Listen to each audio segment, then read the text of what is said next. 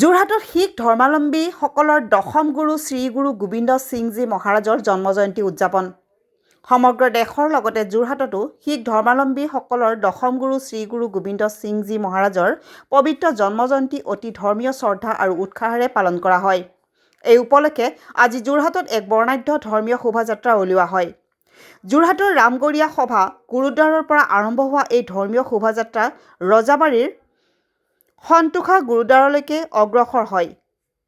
নিশান চাহিব ধৰ্মীয় পতাকা আৰু শিখ ধৰ্মীয় গীত বাদ্যৰ তালে তালে উলিওৱা এই শোভাযাত্ৰাত শিশু যুৱক যুৱতী তথা বয়োজ্যেষ্ঠসহ বিপুল সংখ্যক ভক্তই অংশগ্ৰহণ কৰে। শোভাযাত্ৰা শেষত পুনৰ ৰামগড়ীয়া সভা গুৰুদ্বাৰত আহি সামৰণি পৰে। ইয়াৰ পাছতেই গুৰুদ্বাৰত উপস্থিত ভক্তসকলৰ মাজত লংগৰৰ ভোগ বিতৰণ কৰা হয়। লংগৰত জাতি ধৰ্ম বৰ্ণ নিৰ্বিশেষে সকলোৰে বাবে আহাৰ ব্যৱস্থাই শিখ ধৰ্মৰ সাম্য আৰু ভাতৃত্ববোধৰ বাৰ্তা বহন কৰে। দিনজোৰা কাৰ্যসূচীৰ অন্তৰ্গত গুৰুদ্বাৰত অবিৰত পাঠ অনুষ্ঠিত হোৱাৰ লগতে গধূলিলৈকে কীৰ্তন পাঠ আৰু ধৰ্মীয় আলোচনা আয়োজন কৰা হয়। ভক্তসকলৰ মাজত গুৰু গোবিন্দ সিংজী মহাৰাজৰ ত্যাগ সাহস আৰু আদৰ্শৰ কথা স্মৰণ কৰা হয়। উল্লেখযোগ্য যে কাইলৈ দিনজোৰা কাৰ্যসূচীৰে শ্ৰী গুৰু গোবিন্দ সিংজী মহাৰাজৰ জন্মজয়ন্তী উদযাপন অব্যাহত থাকিব আৰু বিভিন্ন ধৰ্মীয় অনুষ্ঠানৰ মাজেৰে এই পবিত্ৰ উৎসৱৰ সামৰণি পৰিব। যোৰহাটৰ পৰা ধ্ৰুৱজ্যোতি পাচনিৰ ৰিপৰ্ট। আমাৰ যোৰহাট গুৰুদ্বাৰা ৰামগড়ীয়া সভা যোৰহাটত আমাৰ গুৰু গোবিন্দ সিং চাহেবৰ 360th প্ৰকাশ পৰৱ আমি বাৰ্থ জন্ম পাতি আছোঁ আৰু এই প্ৰগ্ৰামটো 4দিনীয়াৰ প্ৰগ্ৰাম আছিলে। 2টা আখণ্ড পাঠ হ'ল, যাৰ কালিকৈ জন্মদিনত প্ৰকাশ উৎসৱ ভোগ হ'ব আৰু আজি এদিন আগতে আমি নগৰ কীৰ্তন ওলালোঁ, শোভাযাত্ৰা ওলালোঁ, যি আজি গৈ গুৰুদ্বাৰা সন্তোষৰ ৰাজাবাৰী পিনে গ'লোঁ। টাউনৰ পিনে যাব নোৱাৰিলোঁ কেলৈ তাত ট্ৰাফিকৰ এতিয়া ৰেষ্ট্ৰিকশ্যনছ আছে। আৰু আমাৰ যোৱাকালিৰ পৰাই লংগৰো চলি আছে আৰু ৰাগী জেঠা আমাৰ আহিছে বাহিৰৰ পৰা, তেখেতে কীৰ্তন কৰি আছে আৰু বাকীকেইটাও সৰু বাচ্চা আৰু বাকী কীৰ্তন সভাও হৈ আছে। আৰু প্ৰকাশ গুৰু গোবিন্দ সিং চাহেব গুৰু যি আছিলে 10th গুৰু আছিলে। তেখেতৰ জন্মটো পাটনা চাহেবত হৈছিলে আৰু যেতিয়া গুৰু তেগ বাহাদুৰ চাহেবজী তেখেতৰ দেউতা 9th গুৰু ধুবৰী চাহাব অসমৰ ভ্ৰমণত ওলাইছিলে। গুৰু গোবিন্দ সিং মহাৰাজৰ যি 4টা চাহেবজাদা আছিলে, ল'ৰা আছিলে, 4টাই শ্বহীদী প্ৰাপ্ত কৰিছিলে। আজিৰ দিন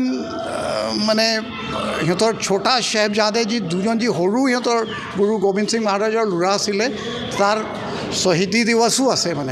তো আজি আমি টাউনত গাৰালিত এটা অনুষ্ঠান পাতি আছোঁ পিছবেলা 6টা বজাত। আৰু কালি যি আছে জন্মৰ উৎসৱৰ 12টাত প্ৰগ্ৰামটো শেষ হ'ব, ভোগ হ'ব আৰু লংগৰ হ'ব। Thank U. শ্ৰদ্ধেয় ৰাইজসকল, আজি গুৰু গোবিন্দ সিং যি মহাৰাজৰ আজি জন্ম জয়ন্তী, সেই উপলক্ষে আজি যোৰহাটৰ সমূহ ৰাইজে, কেৱল শিখসকলে নহয়, সমূহ ৰাইজে মিলিজুলি এই শোভাযাত্ৰা আজি উলিয়াইছে, যাতে সকলোৱে যাতে জানে যে গুৰু গোবিন্দ সিঙে এই স্বাধীন ভাৰতৰ কাৰণে কি কি নিজৰ অনুদান আগবঢ়ালে।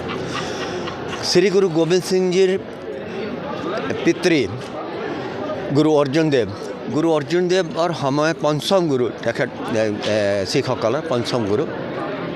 সেই সময়ত ভাৰতবৰ্ষত এনেকুৱা অৱস্থা হৈছিলে যে হিন্দুসকলতো গুৰুজনাৰ শৰণ লৈছিলে, তাৰ লগে লগে মুছলমানসকলেও বহুত মুছলমানেও যিবিলাক এই সকলো এই মৰম প্ৰীতি বা হেৰিৰ লগত সম্বন্ধ ৰাখিছিলে, তেখেতসকলেও গুৰুজনাৰ শৰণ লৈছিলে। আনকি জলন্ধৰৰ যিজন গভৰ্ণৰ আছিলে, তেওঁ 500 বিঘা মাটি কৰ্তাৰপুৰ নামে জেগা ডোখৰত গুৰু অৰ্জুন দেৱজী দিছিলে তাৰ কাৰণে জাহাংগীৰ একেবাৰে মানে জ্বলি হেৰি হৈ গ'ল খং বেলেগ খলং যে এতিয়া আমি ভাবিছোঁ গোটেই মোগলৰ দিনৰ পৰাই আছিলে হয় হয় মোগল দিন মোগল হয় হয় তো তেতিয়া কিবা এটা এনে উলিয়াই পেলাই কথা গুৰু অৰ্জুন দেৱজীক শ্বহীদ কৰি দিলে এই গৰম টাৱাত বহুৱাই পেলাই তাৰপিছত গুৰু অৰ্জুন দেৱৰ গুৰু হৰগোবিন্দ চাহেব পুত্ৰ গুৰু হৰগোবিন্দ চাহেবৰ পুত্ৰ হৈছিলে গুৰু তেগ বাহাদুৰ হয় আজিৰ দিনটো আপোনালোকে কেনেদৰে উদযাপন কৰিছে আজিৰ দিনটো হয় আজি এতিয়া গুৰু হৰগোবিন্দ সিঙৰ আকৌ পুত্ৰ গুৰু তেগ বাহাদুৰ নৱম গুৰু যিজনা গুৰুৱে আমাৰ অসমতো আহিছিলে ধুবুৰীতো আহিছিলে আহি পেলাই এই শান্তি বাৰ্তা যাত্ৰা যে সকল আজি অনুষ্ঠান কালিৰ পৰা এইটো গুৰু গ্ৰন্থ চাহেবৰ অবিৰত পাঠ চলি আছে আজি এই শোভাযাত্ৰা হৈছে আৰু গধূলিও কীৰ্তন হ'ব নাম কীৰ্তন হ'ব আৰু কাইলৈ গোটেই দিনজোৰা গুৰু গোবিন্দ সিঙৰ এই জন্ম জয়ন্তী উদযাপন কৰিব গুৰু কালংগৰো থাকিব পাঠো হ'ব কীৰ্তন হ'ব চব হ'ব ধন্যবাদ আজি গুৰুদ্বাৰা আমাৰ ৰামগড়ীয়া সভাৰ পৰা শোভাযাত্ৰা ষ্টাৰ্ট কৰিলোঁ আহি আমি চন্দুকচৰ গুৰুদ্বাৰত আহিছোঁ ইয়াত আহি আমাক কীৰ্তন ৱাৰ্ড হ'লে আকৌ আমি গৈ গুৰুদ্বাৰত আমাক কীৰ্তন হৈ তাত লংগৰ হ'ব আজিৰ কাৰণে আৰু কালি আকৌ আমাৰ তাত কীৰ্তন হৈ আমাৰ তিনিদিনীয়া পাঠ থাকে সেইটো তিনিদিনীয়া হোৱাৰ পিছত কালি ভোগ হ'ব ভোগ হৈ আমাৰ লংগৰ চলিব তাত দুদিনীয়া কাৰ্য থাকে আৰু তিনিদিনীয়া পাঠ চলে আমাৰ